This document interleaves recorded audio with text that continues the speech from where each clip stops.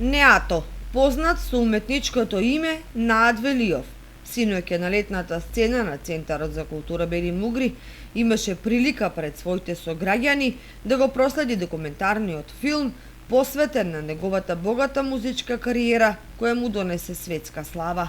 Представуваме го нашиот филм во Кочани, снимено одамна филмот ми е снимено, денеска го презентираме во Кочани. Благодарност на Ристев Ржалски, на Оркан, они земаме го филмот, тржија барање од режисерот од Франција, од Париз, и доделени филмот за да го гледаме во денеска во живо во Кочани, да гледаме со сите присутни, наши присутни кочанчани. Документарецот го сними француската продуцентска куќа Лумина, а е работен според сценариото на Мишел Гуриери и Мари Наполи.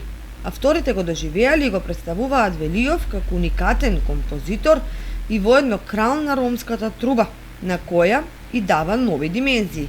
Тој ја наследил својата круна од длабоките корени на ромски музичари од Кочани, од Македонија и пошироко од Балканот.